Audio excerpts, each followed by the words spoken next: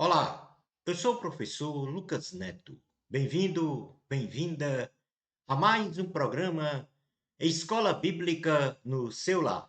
Hoje nós vamos estudar a lição de número que tem como título Morrer para viver abrindo mão do eu, para seguir a Cristo.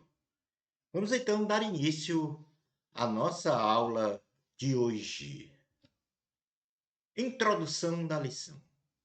Ser discípulo de Jesus perpassa por um profundo desenvolvimento espiritual, em busca da plena santificação em Cristo. Nesta lição, veremos que o justificado em Cristo morre para o pecado. Ponto 1 da lição.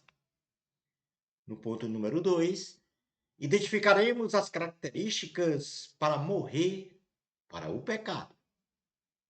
E finalizando o nosso estudo, compreenderemos a condição de estarmos mortos para o pecado em novidade de vida.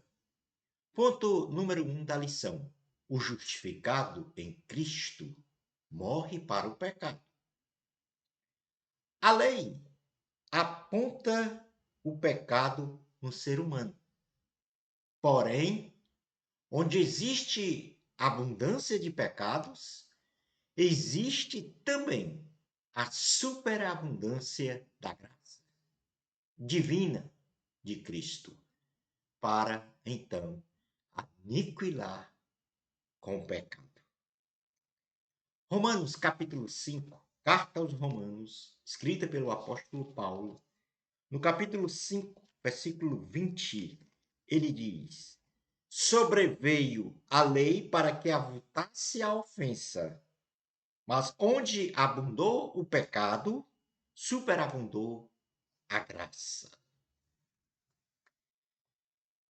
Na carta aos Romanos, ainda, o apóstolo Paulo, em seu capítulo 6, a partir do primeiro versículo, o apóstolo ele se autoindaga com uma pergunta principal e, sumariamente, ele responde com duas respostas secundárias para explicar aos leitores e ouvintes da epístola sobre a questão anteriormente colocada em Romanos 5:20, que nós lemos agora. E vou repetir: sobreveio a lei para que avultasse a ofensa, mas onde abundou o pecado, superabundou a graça.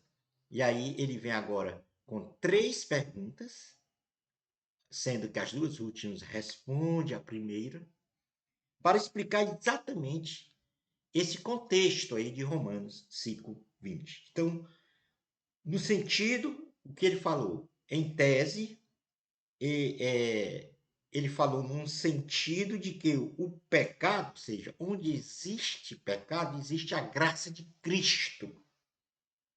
Ou seja, a graça, onde está o pecado, a graça de Cristo está lá, amplificada, disponibilizada para o pecador se redimir, ressurgir para Cristo. Vamos melhor compreender estas perguntas e respostas neste momento agora da nossa aula. A primeira pergunta que o apóstolo fez foi: que diremos, pois? Permaneceremos no pecado para que seja a graça mais abundante?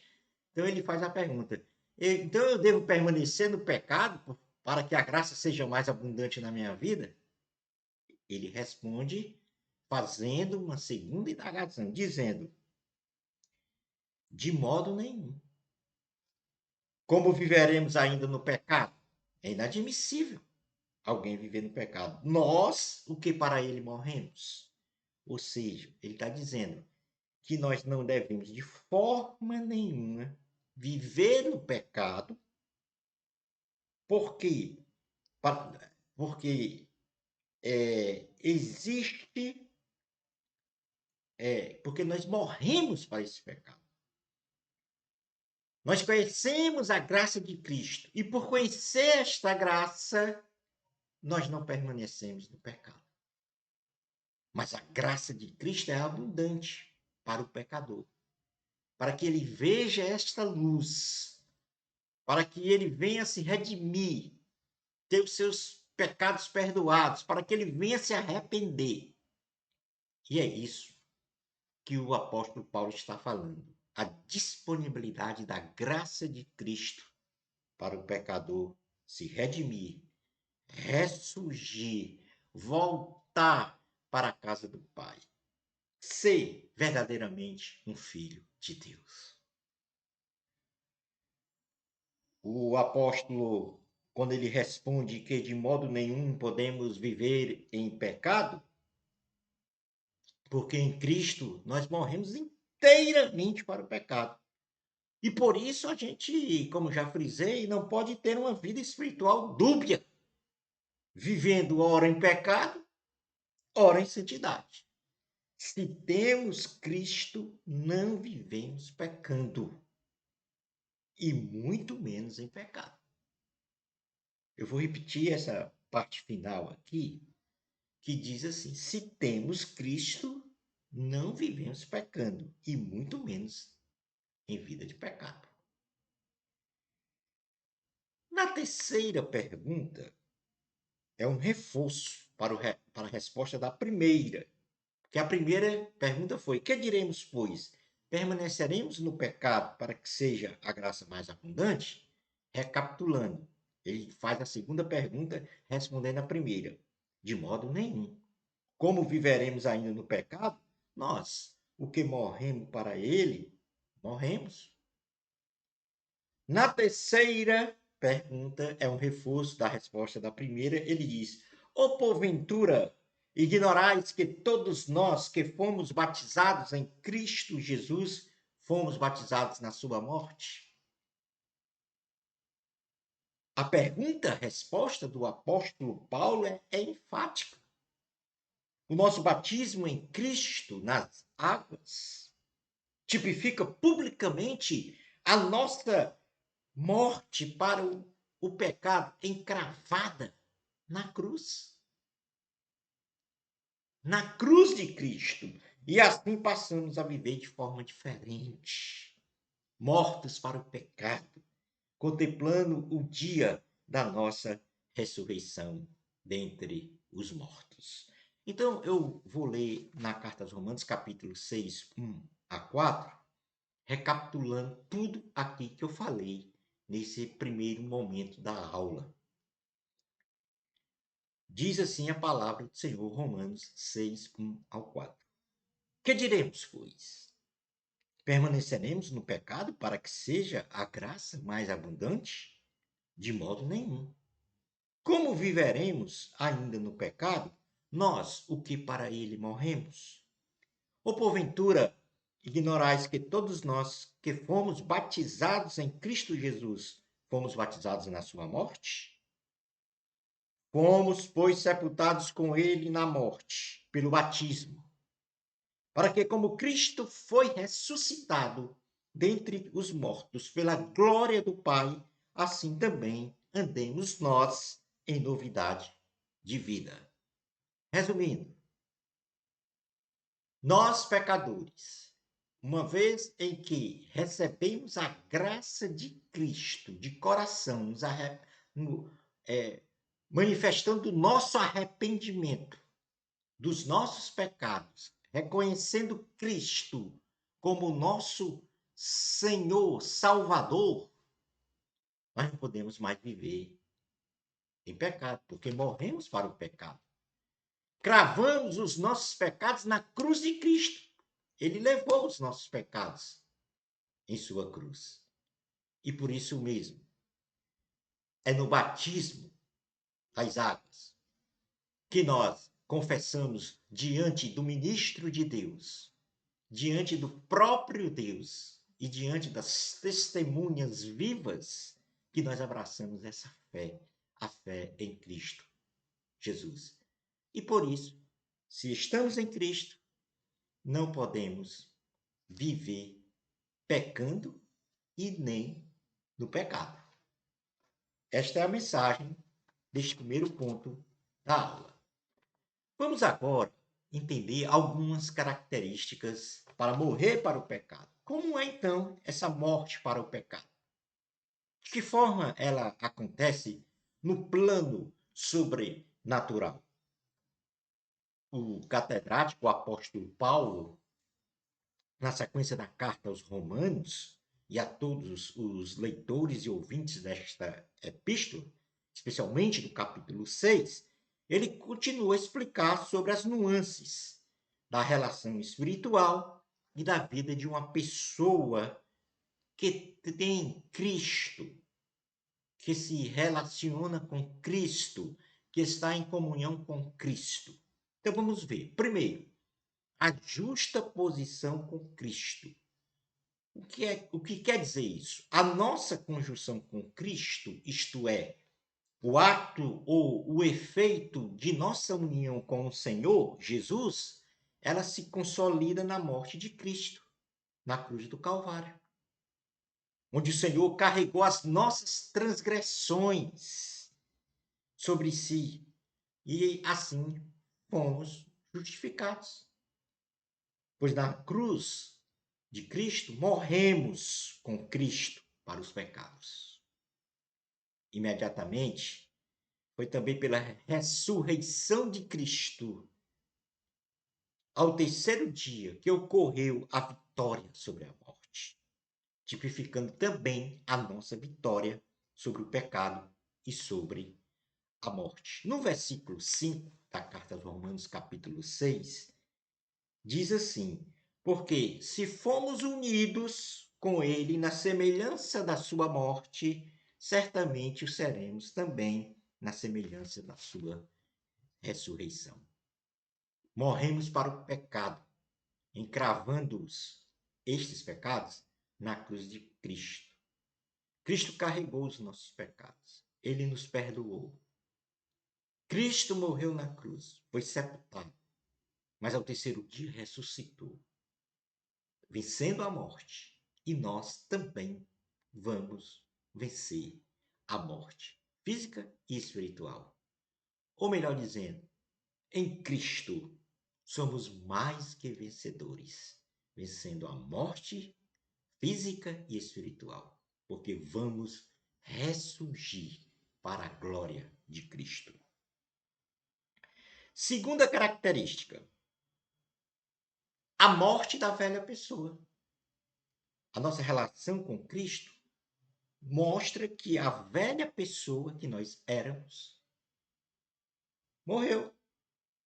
O suplício de Cristo na cruz, ele respalda a crucificação do ser humano, com todos os seus delitos no madeiro, na cruz.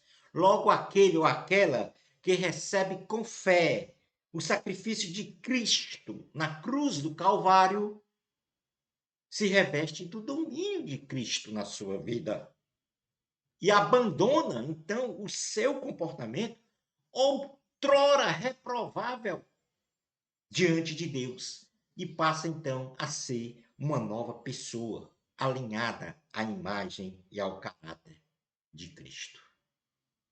O apóstolo Paulo vai falar isso no versículo 6 da carta aos Romanos, capítulo 5, quando ele diz: sabendo isto, que foi crucificado com ele o nosso velho homem, para que o pecado seja destruído e não sirvamos o pecado como escravos.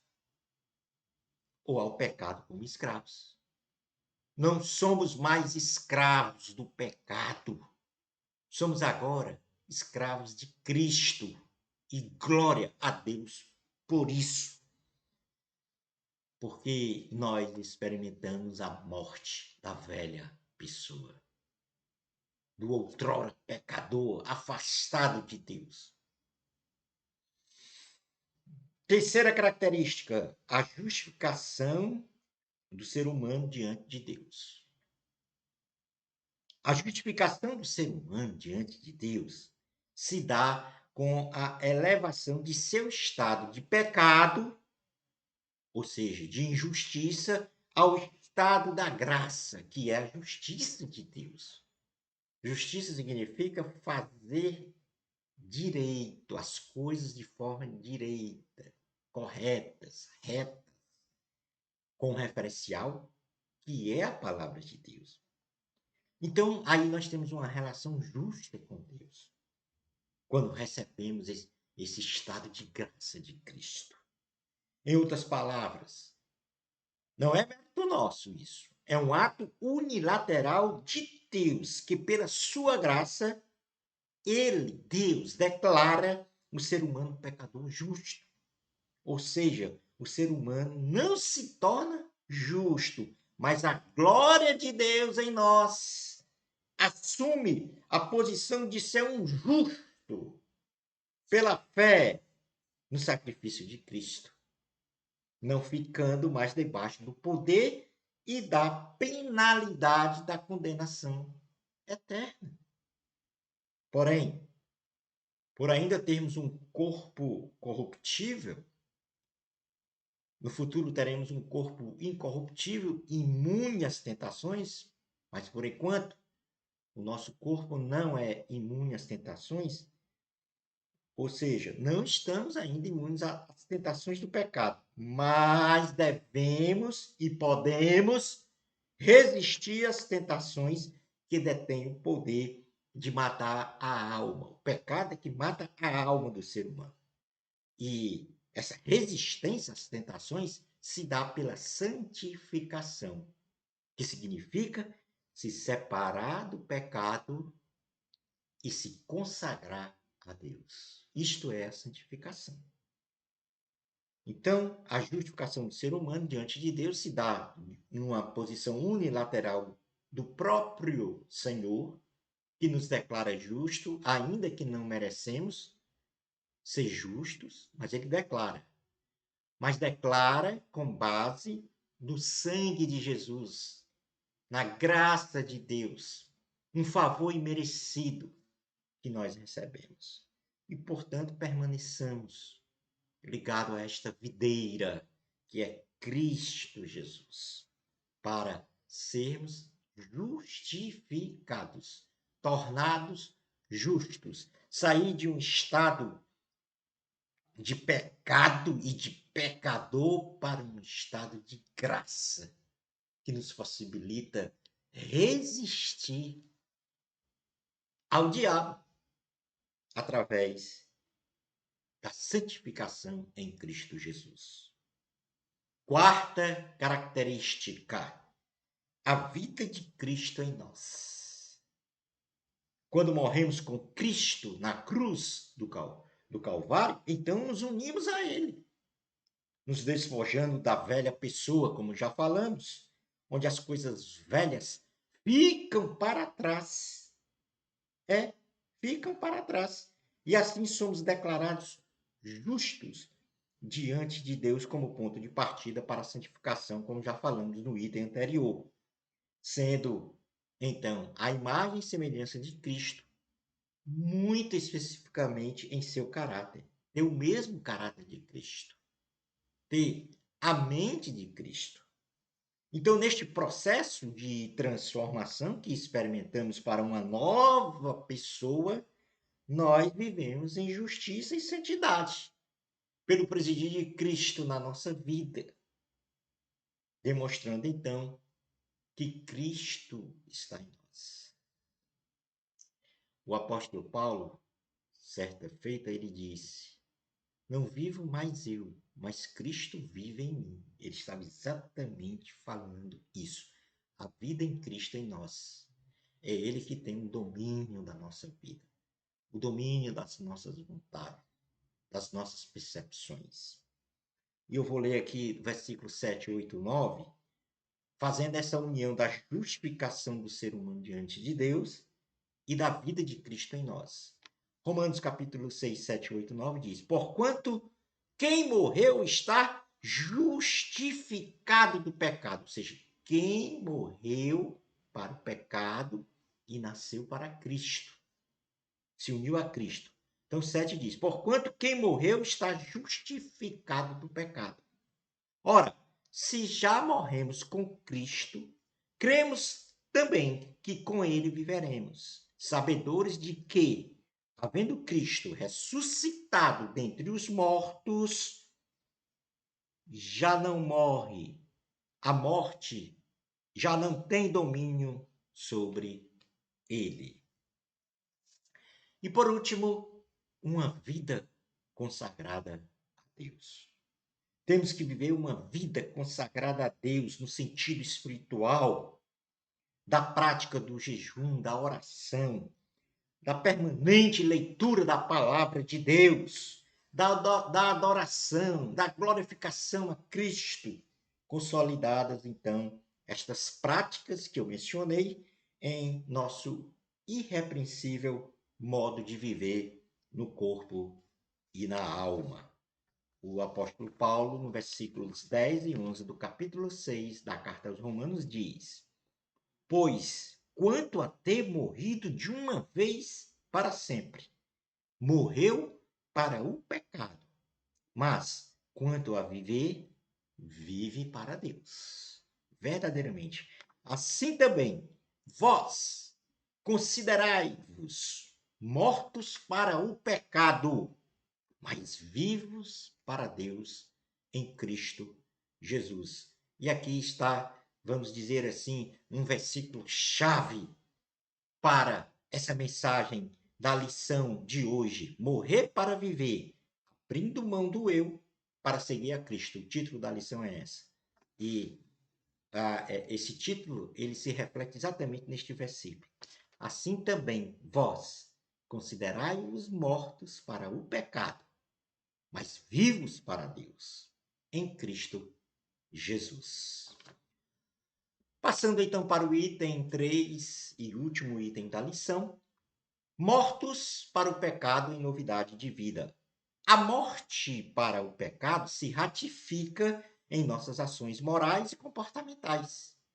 O apóstolo Paulo, depois de uma sistematizada explicação sobre o processo da morte para o pecado, que aqui foi declinada, ele nos oferece agora pragmaticamente, ou seja, na prática, os parâmetros de viver em novidade de vida, uma nova vida. E nós podemos enumerar pelo menos aí 3. Primeiro, não permitir ser dominado pelo pecado, de forma nenhuma. Nós devemos lutar pela fé e pela nossa santificação em Cristo contra o poder dominante do pecado, mantendo-nos incólume à nossa salvação. No versículo 12, o apóstolo diz assim, carta aos Romanos 6,12: Não reine, portanto, o pecado em vosso corpo mortal, de maneira que obedeçais às suas paixões. Vou repetir. Não reine, portanto, o pecado em vosso corpo mortal, de maneira que obedeçais às suas paixões. Ou seja, não permita ser dominado pelo pecado. Ponto número 2. Apresente o seu corpo, a sua alma e o seu espírito irrepreensíveis diante do Senhor. Isso quer dizer um corpo, alma e espírito não manchados pelo pecado da prostituição, pelo pecado dos vícios, pelo pecado da lascívia, enfim, por todo e qualquer tipo de pecado, porque somos templo e habitação do Espírito Santo. E por isso devemos oferecer os nossos membros exclusivamente a Deus, não os deixando à mercê da imundícia do pecado. No versículo 13 da carta aos Romanos, capítulo 6, o apóstolo diz: Nem ofereçais cada um os membros do seu corpo ao pecado, como instrumentos de iniquidade, mas oferecei-vos a Deus como ressurretos dentre os mortos, e os vossos membros a Deus como instrumento de justiça. Se consagre a Deus, corpo, alma e espírito. Terceiro, viva sob o presidir e domínio do Espírito Santo. Viver sob o presidir e graça de Deus, cheios do Espírito Santo, ou seja, viver sob o domínio exclusivo e em sua totalidade do Senhor Jesus, adorando em espírito e em verdade. O versículo 14 da carta aos Romanos, capítulo 6, diz: porque o pecado não terá domínio sobre vós, pois não estáis debaixo da lei, e sim da graça. Porque o pecado não terá domínio sobre vós, pois não estáis debaixo da lei, e sim da graça. No restante do capítulo 6 da carta aos Romanos, o apóstolo Paulo volta a enfatizar a relação entre a lei, o pecado e a graça, com uma atenção redobrada para, a partir da justificação, o crente venha a se santificar, separado do pecado, consagrado para Deus, e assim produzir frutos desta santificação para a promoção da vida eterna.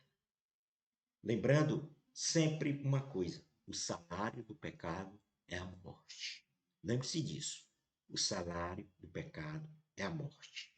Mas o dom gratuito de Deus é a vida eterna em Cristo Jesus, nosso Senhor. Concluindo então a aula de hoje. Morrer para o pecado significa rejeitar todos os valores morais e espirituais contrários à vontade de Deus. E isto só é possível se Cristo viver sua totalidade em nós, presidindo a nossa vida segundo a vontade dele. E assim chegamos ao final da nossa escola bíblica no seu lar. A nossa próxima lição é a lição de número 2, que tem como título Ser discípulo, uma jornada de aprendizagem. Lição 2, Ser discípulo, uma jornada de aprendizagem. Bênçãos especiais de Jesus para você. Amor a Cristo. A glória sempre é de Deus, nunca nossa. Até ao nosso próximo programa Escola Bíblica no seu lar, com uma condição: se Deus permitir.